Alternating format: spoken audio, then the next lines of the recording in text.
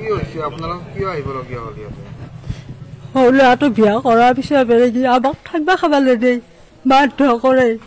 আৰু দেউতাকক কৈ গ'লে ককাৰ সম্পত্তি, গতিকে তই ফুলপাথত থাকে কুত্তে আলে বুলি দেউতাকক উচেৰি দিছে। মোক চুলিত ধৰি টানি মাৰি ঘূৰিয়ে অভাৰ ভাৰ কৈছে, জিৰণি চাত বহাই দিছিল তাতো যাই পেলাই গলটো টিপা মৰি ধৰি পেলাই পকাত মাৰি বুটটো ফেলবা খুজিছিল। তাৰপিছত আমি এতিয়া গাঁৱতো থাকিব লাগিব, গাঁৱত থাকিলোঁ সি দা লৈ খেদি যায়, গাঁৱৰ মানুহ কোনো থাকিব লাগে। ৰাতি পলাই পলাই ফুৰোঁ, আল্লাহ ৰাতি বেছি হ'লে তেতিয়া যাই পেলাই কাৰোবাৰ ঘৰত ফুৰিকি থাকোঁ, নহ'লে ক'ৰবাত মন্দিৰে চন্দিৰে ঘূমাই থাকোঁ। 3-4 দিনৰ মূৰত একদিন কাৰোবাক খুজিয়ে খাই ভাত খাওঁ। এনেকৈ থাকি ডাঙৰ ল'ৰাটোৱে গম পাই দিছিল, কিন্তু সি মোক পুহিব নোৱাৰে, সি পাৱা নাই বোলে মাটি সম্পত্তি। তাৰপিছত লগতে 5 বছৰ থাকিলোঁ হাজিৰা ঠিকা কৰি খাই, এতিয়া হাজিৰা ঠিকা কোনো নলগৈ, আমাক ইমান সম্পত্তি আছে তথা কি হয় হাজিৰা লগাব লাগে বুলি লাজ লাগে, বেয়া লাগে এনে বুলি কয়। এতিয়া আমি উপায় নাপাই বৃদ্ধ আশ্ৰমত থাকিবলগীয়া হৈছে। আজি 4 মাহ হ'ল বৃদ্ধ আশ্ৰমত থাকিবলগীয়া হৈছে। হয়, বৃদ্ধ আশ্ৰমৰ পৰা আহিছোঁ। আমাৰ বৃদ্ধ আশ্ৰমৰ পৰা এটা কেছ দিছিলোঁ, সেই কেছটোত বাইদেৱে ডিচি বাইদেউ, মই তেওঁৰ নামটো নাজানো, ইয়াতে কাননগুৰি বোলে কালি পৰহি ফোন কৰিছিল, আমাক মাতিছে কিবা ডকুমেণ্টছ অলপমান দিবৰ কাৰণে মাতি, সেইকাৰণে আহিছোঁ। আমাক মাটি লাগেই, আমি তাতে ঘৰ দুৱাৰ কৰি থাকিম, আমি আশ্ৰমত নাথাকোঁ। আমাৰ ইমান সম্পত্তি আছে, আমি আশ্ৰমৰ ভাত খাই নাথাকোঁ, আমি ঘৰত যাম। হয়, ঘৰত যাম। 3 জেগাত মাটি আছে আমাৰ, চব এওঁৰ নামতে আছে, চৰকাৰীখিনিক বাহিৰে বাকীখিনি মাটিখিনি গোটেই অনিলে দখল কৰি আছে। হয়, বস্তি মাটি আছে 3 বিঘা, তাতে বাঁহ আছে 1 বিঘা মাটিৰ বাঁহ আছে, আৰু বাকী বস্তি তামোল আছে, অলপ গছ গছনি আছে, কিন্তু আমাক তাতেও থাকিব নিদিয়ে, একো বেচবা কিনিবা নিদিয়ে। ফিচাৰী 2টা ভাগত পাইছিল, সেইকেইটাও আমাক নিদিয়ে, সি কাৰোবাক লিটত দিছে, দি পেলাই আকৌ এটা ফিচাৰী সি মাছ দিছে, দেউতাকে মাছ দিবা গেলি সি টাঙাল লৈ খেদে, সেই টাঙান এডাল থাকে, আমাক দেখা পালি খেদে। সেইকাৰণে আমি মোক এতিয়া প্ৰশাসনে সহায় কৰিব লাগে, মোক সেই মাটিত যাতে মই থাকিব পাৰোঁ, মোক সেইখিনি সুবিধা কৰি দিব লাগে, নিজৰ অধিকাৰটো মোক দিব লাগে, নিৰাপত্তা লাগে মোক। হয়, পুত্ৰৰ কাৰণে আমি এতিয়া চমৰ ভাত খাব লগা হৈছে, পইচা হাতত নাই,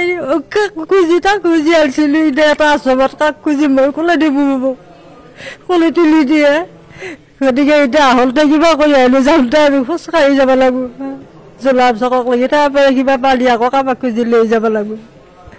এনেকুৱা অৱস্থা কৰিছে আমাৰ, ইমান সম্পত্তি থাকিব লাগে, আৰু আমি নিজে কাম কৰি ভাত খাই আছিলোঁ। চালাক চাকে ভাখেৰিত ধান ভৰ্তি কৰি দিছোঁ, সি মোক এটা ভাত খাব নিদিলে, খেতি উঠাৰ লগে লগে বাপকক কামোৰ দিছিলে, মাৰি ধৰি পেলাই, এওঁকো বাচি, ডাঙৰ ল'ৰাটোও বাচি মাৰি ধৰি দিছে। আমাৰ সৰুটো ল'ৰাই আমাৰ ঘৰত থাকিব নেদেই, আৰু সেই সম্পত্তিগিলা বোলে তাৰ। মই কৈছিলোঁ তহঁতক সম্পত্তিগিলা ভগাই ভগাই দিওঁ, সমানে সমানে ভগাই দিম, কিন্তু সি কোনো কাৰণত মানি নলয়, কাৰণ ডাঙৰ ল'ৰাটো এই কুলচিকেট আছে সেইখিনি চৰকাৰী মাটি আছিল, সেইখিনি মাটি সি মানে এই অনলাইনত কিবা অকণমান মাটি সি কটা কৰি লৈছে, আৰু সেই মাটিও ৰাইজে ভগাই দিছিল, দোকান বা এই তাতো মাটি দিছিল, সেইগিলা তাৰ হেৰিত দিছিল, কিন্তু সি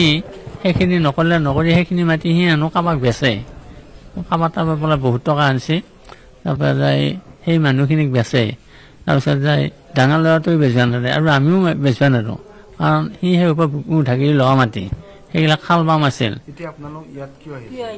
ইয়াত আহিছোঁ তাৰমানে এতিয়া আমি আশ্ৰমৰ পৰা এটা কেছ দিছিলোঁ, তাৰে এতিয়া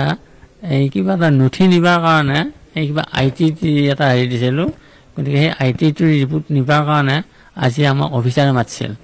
পিছে এতিয়া তেওঁ এতিয়ালৈকে আহি পোৱা নাই, নোহোৱাৰ কাৰণত তেওঁক এতিয়া আমি ৰখি আছোঁ। হয়, 2জন থাকোঁ,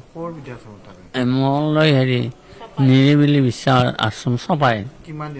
আজি 4 মাহত পৰিল। তাৰমানে ইয়াত থাকিবই নোৱাৰে, খাবই নাদে, তাৰপৰা অত্যাচাৰ মানে অন্য তাৰমানে হেৰি